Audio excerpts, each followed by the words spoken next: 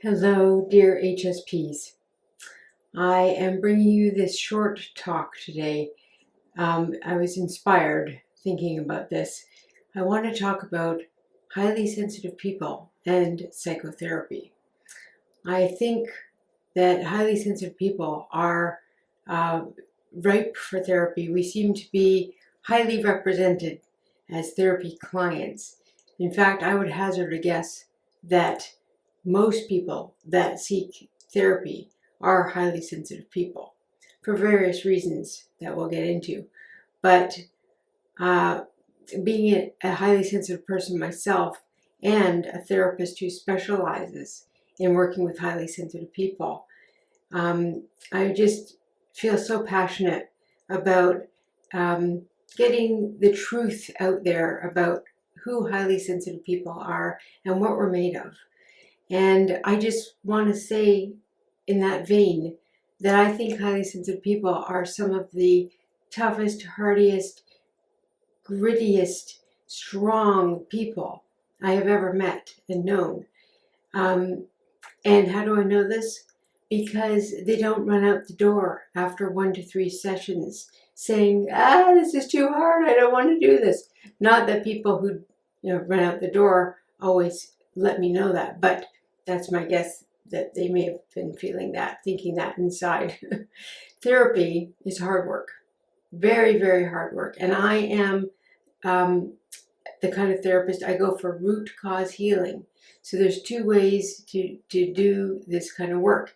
You can do brief solution focused therapies that are all the rage. There's many flavors of the day out there that you could choose from that's brief, short.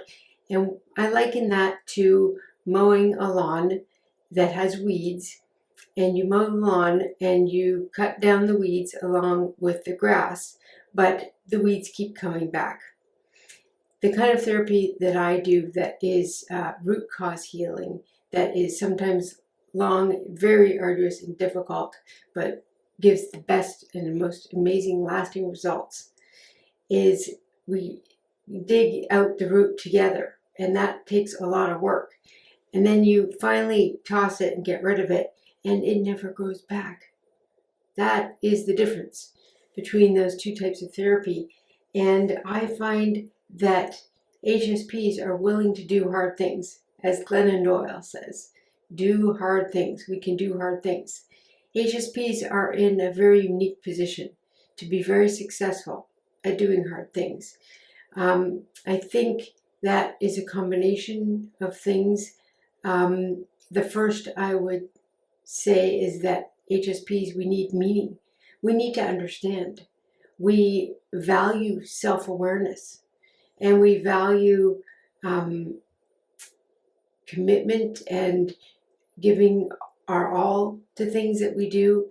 And we're also very creative thinkers. So we have the unique ability when we're doing our own therapy to look at things from everybody's angle, whether it's family members, friends, school buddies, colleagues.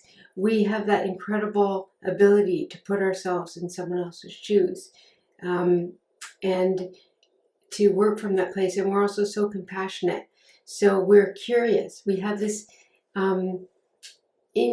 it's just, I can't even describe the level of curiosity that HSPs have. It's undying. We're always curious. We always want to learn more. My husband always jokes that whenever we go to a gathering of some sort, that I'm going to get to know everybody's story about their childhood and such. I kind of do that at parties. I'm trying not to as much anymore because I'm making the distinction between getting paid for doing that and not getting paid and having a good time. Trying to have more fun these days. Not that therapy isn't fun. I love therapy. So yeah, I find that HSPs are also the best therapy clients because they're incredibly committed to their growth. Personal growth and meaning are highly valued by highly sensitive people. They're willing to work on what we call the emotional unfinished business from the past, usually stemming from family of origin. And they want to do this thing because they know their why. Their why is that they want to become the best version of themselves that they can possibly be. That is of high importance to highly sensitive people. They want to thrive, and they want to bring their gifts to the world in whatever creative ways that may be. They're not afraid of going to the depths needed, and sometimes those depths can be incredibly painful. And I ask people to sit with incredible pain and deep sadness and grief, anger, all of these things, because they want to become a better version of themselves. And they're so compassionate that I find that when I teach HSP self-compassion, that's another talk that you might want to watch or listen to. Self-compassion for HSPs. I use that as a premise for all of my work, healing work with highly sensitive people. That really leads to root cause healing. And I really want to say to you that I think highly sensitive people were warriors, the ones that have sticks and run amok and throw spears, not worriers. We can also be warriors, people who worry, but I'm trying to help people let go of that habit. So I just want to remind you how strong you are. And if you haven't done therapy already, maybe it would be a good time to go back and do some of that work. Maybe there's some emotional unfinished business that needs to be released and let go of so that you can just expand into the wonderful self that you've always dreamed of being.